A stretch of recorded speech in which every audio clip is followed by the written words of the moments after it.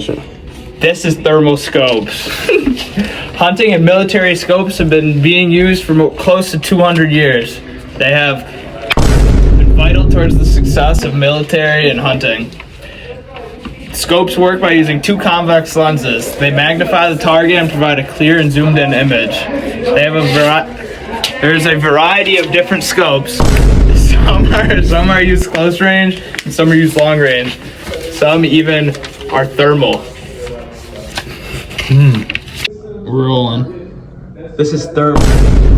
The optics topic we are doing is thermal optics, which can be used in many different ways. Thermal scopes are used in the dark for military and hunters.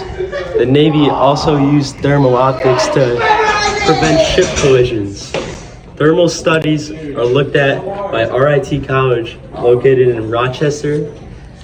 Companies such as ANUS Inc., AEMC Power Instruments, and Teledense FLIR test and sell different types of thermal scopes and instruments.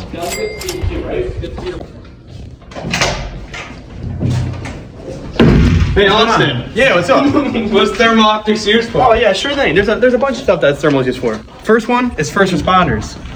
They can save lives. They can protect lost people. People are lost in buildings due to fires, stuff like that. They can't find them. That's one thing. Second one is farmers.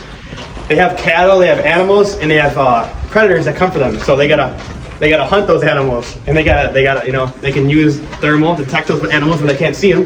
That's another one right there. Law enforcement. They have suspects that are running, right? They gotta find them. So they go and they thermalize them, and that's another one. And building inspections, right? When they make a new building, there might be heat from a certain place that we can't find. We can detect that using thermal. Luke, get off chess.com and tell us about the history. The history of thermal scopes. The history of thermal imaging dates back to the early 18th century when the concept of thermography was first introduced by John Herschel in 1840.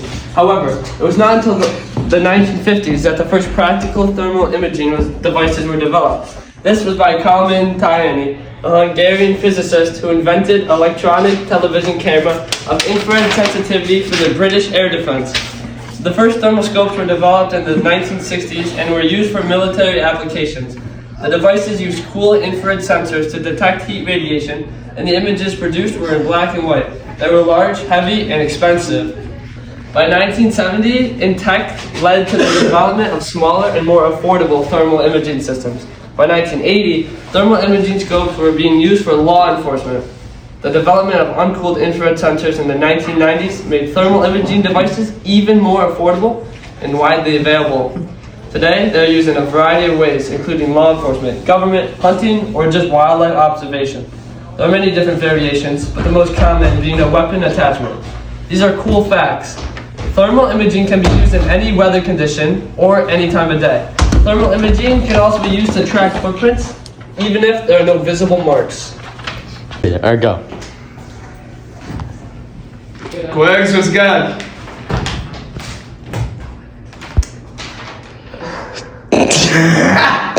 There are two types of IR detectors, cooled and uncooled. Cooled detectors require a cooling mechanism which provides higher sensitivity and clearer images. Uncooled detectors operate at room temperature and are less sensitive with a lower image quality, but is more compact and efficient. Get down from there now. You should. Where is he? Oh. Yo, Trevor, how do thermal optics work? Thermal scopes use a type of optics called infrared optics to detect and visualize the heat energy entitled by objects. This heat energy is completely invisible to the human eye. The basic components of IR optics include a lens, a detector, and signal processing electronics. The lens collects and focuses the thermal radiation, which converts radiation into electrical signals. You know about thermal? Uses your heat in the camera to show the object around it and whatnot. Yeah. So, you can see what things there are, That's about it. Very good answer. Very good answer. Ben here. Ben, what do you know about night vision? Mostly just, you see things at night. You can't use light at all, otherwise, blind you. That's about it, man. All right, good.